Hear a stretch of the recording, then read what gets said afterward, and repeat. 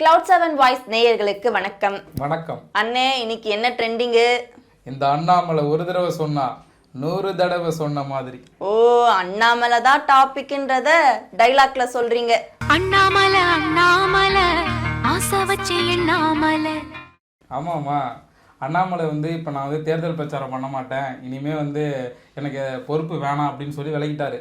அதுவும் அப்பாவுக்கு உடம்பு சரியில்லைன்னு விலகியிருக்காரு. பாவம், என்ன கஷ்டமோ பாவம், அப்பாவை பார்த்துக்கணும்ல அவரு. கொஞ்சம் தந்தையாருடைய உடல்நிலை அவரை பார்த்துக்கணும். அதனால் இன்னைக்கு அந்த அடிப்படை வேலைகள் என்னால் செய்வதற்கான சாத்தியக்கூறுகள் இல்லை. என்னால் அதிகமாக டிராவல் பண்ண முடியாதுங்கிற வேண்டுகோளை வச்சிருக்கிறேன். ஆமாண்ணே, அப்பாவை பார்த்துக்கணுன்ற ஒரு நல்ல எண்ணத்துல தானே விலகுறாரு. இதுல என்ன குறை சொல்ல வேண்டியது இருக்கு? ஆமா, நான் தான் சொல்றேன்னா உடனே சொல்றேன். இப்போ முதலமைச்சர் இருக்காரு, அவருக்கு உடம்பு சரியில்லை, ஓகேவா? உடம்பு சரியில்லைன்னு சொல்லிட்டு எனக்கு உடம்பு சரியில்லை, நான் அந்த பொறுப்புல இருந்து விலகிக்கிறேன் அப்படின்னு சொல்லுவாரா? அவர் பிள்ளைய முதல்வர் ஆக்கிடுவாரு. அது அடுத்த டாபிக், அந்த டாபிக் வேணாம்.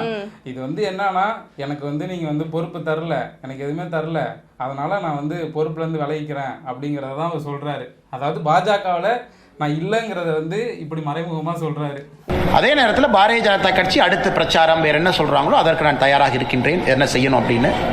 இல்ல டைரக்டா அமித்ஷாவுக்கே அழுத்தம் கொடுக்குறாருன்னு நினைக்கிறேன். நாளா எலெக்ஷன் ஒர்க் பண்ண மாட்டேன்றத இப்படி சொல்லி சென்ட்ரல் கவர்மெண்ட்டுக்கு அழுத்தம் கொடுக்குறாரு. அது இல்லம்மா, இப்போ எல்முருகனுக்கு மத்தியில அமைச்சர் பதவி கொடுத்தாங்க. அது மாதிரி அவரும் இப்போ பாஜகவை வளர்த்திருக்காரு. அவருக்கு ஒரு அமைச்சர் பதவி கொடுத்தா எப்படி மாநில தலைவர் பதவி தூக்கிட்டீங்க, அப்புறம் பாஜகவில் அவர் சும்மா எப்படி இருப்பாரு? அதெல்லாம் அவருக்கு ஏதாவது பொறுப்பு கொடுத்தாதான் அவர் இருப்பாரு, இல்லைன்னா போயிடுவாரு. அதான் அவரோட பிளான். இவனுக்கு நடக்கல, அப்ப நான் மட்டும் நான் இழுச்சவாடா. அது வேணா உண்மைதானே. பிரஸ் மீட் கொடுத்தே ஃபேமஸ் ஆன ஆளுன்னா அது அண்ணாமலை தான். ஆனா பிரஸ் மீட் கொடுக்காம ஃபேமஸ் ஆனவர் எங்க அண்ணன் யார் தெரியுமா? விஜய் அண்ணன்.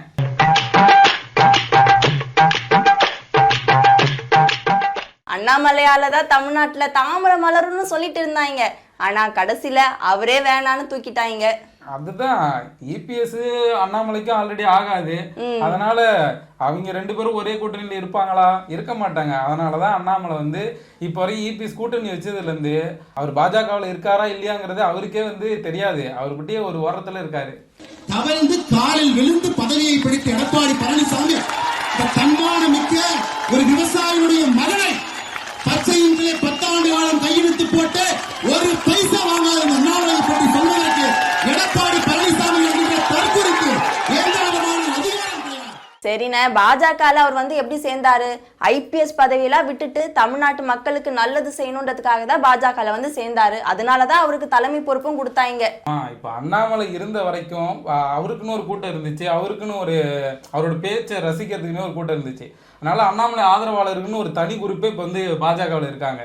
ஆனா இப்போ அவங்கெல்லாம் என்ன பண்ண போறாங்கன்னு தெரியல. எனக்கு ஒரு பாட்டு தான் தோணுது. பாஜக தொண்டர்களுக்கு என்ன இருக்குன்னா, ரத்த கொதிப்பே பாஜக தொண்டர்களுக்கு ரத்த கொதிப்பே, அந்த பாட்டு தான் பேக்ரவுண்ட்ல டெய்லி அண்ணாமலை இது மாதிரி சொன்னதுல இருந்து இந்த பாட்டு தான் ஓடிட்டு இருக்கு.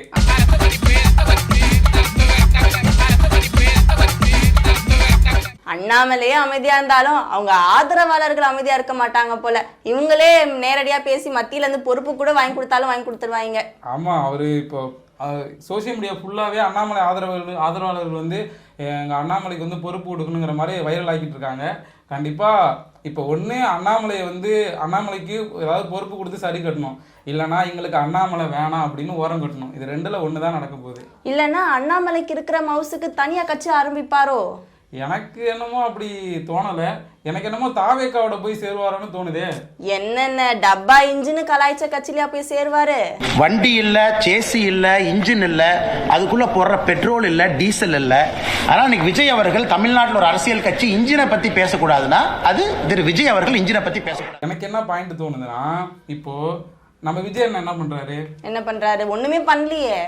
அவரு ஒண்ணு பண்றாருல்ல, திமுக அடிக்கிறதா விஜயனோட ஒரே குறிக்கோள். அப்ப அங்க போனா என்ன பண்ணலாம்? நம்ம வழக்கம் போல அண்ணாமலையும் சேர்ந்து திமுக அடிக்கலாம், முக்கியமான பொறுப்பும் கொடுப்பாங்க. செங்கோட்டையன் ஆல்ரெடி இருக்காரு. இவர் போனா தாவேக்காவுக்கும் பலம் தான். அவருக்கும் அது நமக்கு அந்த இளைஞர்களோட வாக்கு வங்கி அப்படியே அவருக்கும் வரும். அதனால இன்னும் அவருக்கு ஆதரவாளர் அதிகமாவாங்க. அதனால அண்ணாமலை தாவேக்காவில போனாருன்னா அவருக்கு பெனிஃபிட்னு நான் பாக்குறேன். நீங்க என்ன சொன்னாலும் வாய்ப்பில்லை ராஜான் தான் மனசுக்குள்ள தோணுது. அவர் ரியல் எஸ்டேட் வேற பண்றாரு. ஒருவேளை பிசினஸ் மேன் ஆக போறாருன்னு நினைக்கிறேன். வீட்டுல வேலை வெட்டி இல்லாம இருந்ததுக்கு ஒரு தொழில் பண்ணலாம்னு முடிவு பண்ணிருக்கீங்க பாருங்க.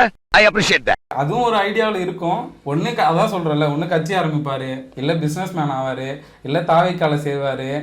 இதுவும் இல்லைன்னா நான் கடைசி வரைக்கும் இங்கே பாஜகவுக்கு உண்மையான ஒரு தலைவனாக இருப்பேன், ஆனால் மாநில தலைவனாக இல்லாட்டியும் பரவாயில்ல, மத்தியில் எனக்கு பொறுப்பு கொடுப்பாங்கன்னு சொல்லி பொறுப்பு வாங்கிட்டு கம்முன்னு அந்த வேலையை பார்ப்பாருன்னு நினைக்கிறேன். இதை பண்ணுவீங்களா, அதை பண்ணுவீங்களா, டெல்லி போவீங்களா, இதை பண்ணுவீங்களா, எதுவுமே எனக்கு தெரியாது. கட்சி என்ன சொல்லுதோ அந்த நேரத்தில் உங்கள்கிட்ட நான் பேசுகிறேன். அவர் ரியல் எஸ்டேட்லாம் பண்றாரு, ஆனா திமுக ஊழல் பண்ணதுன்னு ஒரு ஃபைலே ரிலீஸ் பண்ணாரு. இப்ப இவர் ரியல் எஸ்டேட் பண்றதுனால என்னென்ன ஊழல் சேர்க்க போறாருன்னு தெரியல. இல்லை, ஊழல் சேராமல் வந்து ஒரு ரியல் எஸ்டேட் பண்ணுவாரா அப்படிங்கிறது வந்து யாரும் அது மாதிரிலாம் பண்ணதில்லை. அண்ணாமலை அதெல்லாம் கஷ்டம்தான். அவர் வந்து அதான் சொல்கிறேன், அவருக்கும் வந்து விஜய் அண்ணன் மாதிரி நல்லா பேசுகிற திறமை இருக்குது. இந்த அழுத்தத்துக்கெல்லாம் அடங்கி போகிற ஆளா இந்த ஆளு? இந்த மூஞ்சா பார்த்தா அப்படியா தெரியுது உங்களுக்கு? அவரு ஸ்கிரிப்டை எழுதி கொடுக்கறத பேசக்கூடியவர், ஆனா அண்ணாமலை அப்படியே உணர்ச்சி பொங்க மேடையில கொதித்து பேசுறவர். அவரு கூட போய் கம்பேர் பண்றீங்களேனா? அது என்னமோ உண்மைதாமா. அண்ணாமலை வந்து எவ்வளவுதான் ப்ரிப்பேர் பண்ணாலும் சரி, கையில பேப்பர் வச்சிருக்க மாட்டார். பேப்பர் வச்சிருக்காம கரெக்டா பேசுவாரு. அனைத்து இந்திய அண்ணா திராவிட முன்னேற்ற கழகம் அடிமை கட்சி தான். தேசிய ஜனநாயக கூட்டணியும் அடிமை கூட்டணி தான். விஜய் அண்ணனுக்கு பேப்பர் இல்லைன்னா வந்து வெறும் சினிமா டயலாக் மட்டும் தான் வரும். அது கொஞ்சம் கவனிக்க வேண்டிய ஒண்ணுதான். அதனால தயவு செஞ்சு கம்பேர் பண்ணாதீங்க. விஜய் தமிழ்நாட்டுக்கு மட்டும் தான் குரல் கொடுப்பான்னு நினைக்காதீங்க.